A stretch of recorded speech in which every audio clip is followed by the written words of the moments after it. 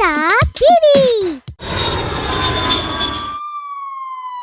प्रिया, हाँ, क्या तुम्हें याद है वो पहला दिन जब हम मिले थे? वो कैसे भूल सकती हूँ। मैं तो अभी अपने आंखों के सामने देख सकता हूँ। तुम सफेद चुन्नी पहनकर हाथ में पुस्तकें लिए चलती आ रही थी। मुझे लगा जैसे अभी चांद जमीन पर उतर आया है। अरे, मैंने तुम्हें कब मारा? लगना मतलब मारने से वाला लगना नहीं, तुम्हें देखकर वैसा लगा। जब तुम मेरी इस तरह तारीफ करते हो ना, मुझे बहुत अच्छा लगता है। और बोलो ना। और क्या बोलूं? प्रिया, मेरा दिल का दिया, तुम हो जैसे ताजा धनिया, तुम्हारे लहसुन जैसे दांत और तुरई जैसे हाथ। अरे, तुम क्या सब्जियों का व्यापार करते हो? हर जगह सब्जियों का नाम ही ले रहे हो। नहीं नहीं, ऐसा कुछ नहीं। तुम जो इतनी हरी भरी हो। तुम्हारी बातें चुभ रही हैं, तारीफ नहीं लग रही। कहाँ? क्या कहा? नहीं, तुमने कहा चुप रहा है, मैंने पूछ लिया कहाँ। मोहन का बात सुनकर प्रिया रोने लगी। ये देखकर, अरे प्रिया रो क्यों रही है? मैंने कुछ नहीं कहा, कुछ नहीं कहा। चल हट, मैं तुम्हारी बातें सुन के नहीं रो रही। तुम यहाँ ये सब करते रहो और मेरे पिताजी अमेरिका से रिश्ते ला रहे हैं। क्यों? तुम्हारे पापा को फिर से शादी करना है? अरे, उनके दिमाग में शादी का ख्याल भी आया ना तो मेरी माँ तो उन्हें धो देगी। तो रिश्ता किसका ला रहे हैं? मेरे लिए ही। क्या? तेरा रिश्ता? तू क्या मुझे छोड़ के जाएगी? छोड़ने की बात क्या है? घर आकर मेरे पिताजी को मनाओ। मान गए तो शादी तुमसे, नहीं तो अमेरिका उड़ जाऊंगी। नहीं नहीं, तू कहीं उड़ मत जाना। मैं ससुर जी से बात कर लूंगा। ससुर जी? वो कौन? अरे तेरा पापा, मेरा ससुर ही तो हुए ना। ओह, सही कहा। कल घर आके बात कर लेना। प्रिया उठ के जाने लगी तो मोहन ने प्रिया का हाथ पकड़ लिया। जा रही हो? और क्या चाहिए? हो सके तो। हाँ, हो सके तो एक हग, नहीं तो एक किस।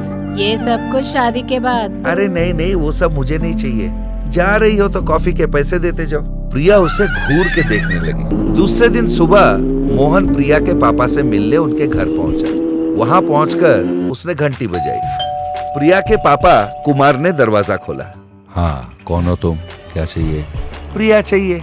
ये कोई अचार का दुकान नहीं है, जाओ यहाँ से। अरे मैं प्रिया अचार की बात नहीं कर रहा हूँ सर, आपकी बेटी के बारे में बोल रहा हूँ। कौन हो तुम? पहले अंदर तो आने दीजिए, बताता हूँ। दोनों अंदर जाके बैठे। देखिए सर, 2 साल से आपकी बेटी और मैं प्यार की दरिया में डुबकी लगा रहे हैं। अच्छा होगा ना कि आप हम दोनों का शादी कर दें। दरिया में डुबकी लगाना और फिर बाहर मत आना। मैं मेरी बेटी के लिए अमेरिका से रिश्ता लाऊंगा। 2 प्रेमियों को जुदा करना कोई अच्छी बात है क्या सर? तुम्हारे तरह बिना अता पता के इंसान से शादी करवाना भी तो बुरी बात है। सर अता पता चाहिए तो कल ही दे दूंगा, पर आपकी बेटी की शादी तो मुझसे ही करवानी पड़ेगी। तुम अपने पते पर ही रहो। आज मेरी बेटी को देखने अमेरिका से रिश्ता आ रहा है। क्या आज आ रहे हैं? हाँ हाँ, आधे घंटे में पहुँच रहे हैं। तुम भी यहीं रहो, अमेरिका वाले दामाद को देख के जाना। सर तोता मैना जैसे हम दोनों को आप जुदा करोगे? तू तोता नहीं लग रहा है, चील लग रहा है मुझे। अरे अंकल जी, मेरी बात तो सुनो। मैं तेरा कोई अंकल वंकल नहीं हूँ। सर मैं सच्चा प्यार करता हूँ आपकी बेटी से। ठीक है, 2 शब्दों में बता तेरा प्यार कितना सच्चा है। सर मैं पतंग की तरह हूँ और आपकी बेटी डोरी की तरह। मैं कार की तरह हूँ और आपकी बेटी पेट्रोल। तू बैल है तो मेरी बेटी तुझे बांधने वाला रस्सी। तू कुत्ता है तो मेरी बेटी उसका बिस्किट। सर चल अपना मुंह बंद कर। देख, मेरा दामाद का कार आ गया है, चुपचाप बैठा रहे, वरना उबलती हुई तेल में पकोड़े की तरह तल दूंगा। वो उठे और अमेरिका वाले दामाद का स्वागत के लिए आगे बढ़ गए। आइए आइए, सफर अच्छा कटा? अरे क्या खाक कटा अंकल, इसे कार कहते हैं। मेरा कार का एक सीट जितना भी नहीं है ये, और आपके रास्ते का तो हाल ही मत पूछो। अरे, लगता है ये बहुत अमीर आदमी है। अच्छा अंकल, ये कौन है? हाँ, कोई नहीं बेटा, पेपर देता है ना, बिल के लिए आया है। क्या मैं पेपर बॉय हूँ? अंकल बेबी को बुला दीजिए, एक दूसरे को देख लेंगे। बेबी को बुलाओ? साले आज तक मैंने उसे बेबी नहीं बुलाया। लो अभी बुला देता हूँ। प्रिया बेटी, प्रिया बेटी। छी, मेरी गर्लफ्रेंड का रिश्ता हो रहा है और मैं यहाँ बैठा रहूं? ये सोचकर वो वहाँ से उठा और बाहर निकल गया। रास्ते पर चलते चलते अब मैं क्या करूं? अगर प्रिया की शादी हो गई, मैं अकेला कैसे रहूंगा? वो बेचारा दुखी मन लेकर चलते हुए जा रहा था। सामने उसने पुलिस ऑफिसर नागार्जुन को आते हुए देखा। ए मोहन, क्या हुआ? ये तेरा शक्ल क्यों लटका रखा है? ओह, आप है। अब क्या करूं सर, मैंने जिस लड़की से प्यार किया उसका बाप उसे कहीं और शादी करवाने का सोच रहा है। क्यों भाई, वो क्या तुमसे अच्छा रिश्ता है? पता नहीं सर, अमेरिका का रिश्ता है तो करवा रहा है। वो बेचारा रोने लगा। अरे ये छोटे बच्चे की तरह रोना बंद कर, चल मैं लेके चलता हूँ उसका घर, बात करता हूँ उससे। वो मोहन को साथ लेकर कुमार के घर आ पहुंचा। नागार्जुन को देखते ही वो दूल्हा आहिस्ते से सरकने की कोशिश कर रहा था। क्यों बे, तू यहाँ क्या कर रहा है? वो सर, लड़की देखने मैं ही आया हूँ। ऐसा क्या? कितनी शादियां करेगा तू? चल बेटा, तेरी शादी मैं करता हूँ अब। अरे सर, क्या हुआ? अरे होना क्या है, अमेरिका का नाम सुनते ही मैं बेटी दे दूंगा, मैं बेटी दे दूंगा। अरे पहले पता तो करो लड़का है कैसा? ये दागी चोर है। ये सुनकर सब दंग रह गए। देखो सर, ये लड़का अच्छा है, इसके साथ अपनी बेटी का शादी करवा दो, सुखी रहेगी। अनजान लोगों से रिश्ता करने से तो बेहतर है जिस इंसान को मेरी बेटी चाहती है उसी से शादी करवा दो, भला बुरा वो खुद ही देख लेंगे। ठीक है सर, मैं इन दोनों का शादी करवा दूंगा। मोहन और प्रिया दौड़ के गए और कुमार से लिपट पड़े और नागार्जुन ने शेखर को पकड़ लिया।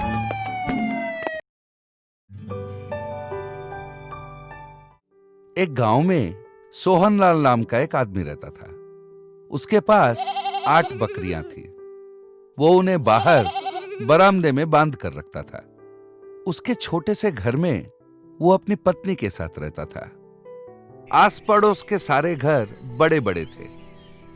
ये देखकर उसे भी बड़े घर में रहने की इच्छा होती थी, पर उसके पास इतने पैसे नहीं थे। एक बार उस गांव में एक सन्यासी आया। सुनने में आया था कि वो सन्यासी सबकी इच्छाएं पूरी कर रहा था। ये जानकर सोहनलाल ने उन्हें अपने घर पर बुलाया और उनका खाने पीने का पूरा इंतजाम किया। फिर उसने सन्यासी से कहा, मेरा इस छोटे से घर में दम घुटता है। मुझे एक बड़ी सी घर में रहने की बहुत इच्छा है। क्या आप मुझे इस नर्क से बाहर निकालेंगे? सन्यासी ने कहा, ठीक है, पर तुम्हें पहले मैं जो कहूंगा वो करना पड़ेगा। बाहर बंधी सारी बकरियों में से 2 तुम अंदर बांध दो। स्वामी जी, पहले से ही मेरा घर छोटा है, उन दोनों को घर के अंदर बांधना मेरे लिए कैसे संभव होगा बताइए? मैंने जो कहा है वो करो, मैं सुबह आता हूं। उसने वैसे ही किया। सुबह जब सन्यासी आया और उसने पूछा, क्या तुम्हें रात में अच्छी नींद आई? सोहनलाल ने कहा, इतने छोटे से घर में इन दोनों को भी अंदर बांध रख लिया था मैंने। इतनी सी जगह में नींद कैसी आएगी? सन्यासी ने कहा, ऐसी बात है तो आज 2 और बकरियों को अंदर बांध लो, समझ गए? मैं कल फिर से आऊंगा। सोहनलाल ने फिर से वैसे ही किया। इस तरह सन्यासी ने सारे बकरियों को अंदर बंधवा दिया। 5वें दिन जब सन्यासी आया तो सोहनलाल ने उससे कहा, घर के अंदर पैर रखने की भी जगह नहीं है।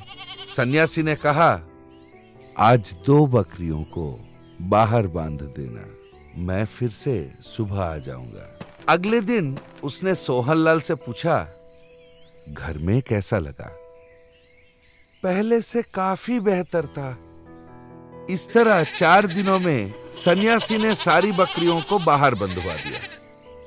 आखिरी दिन उसने पूछा, कैसा लगा?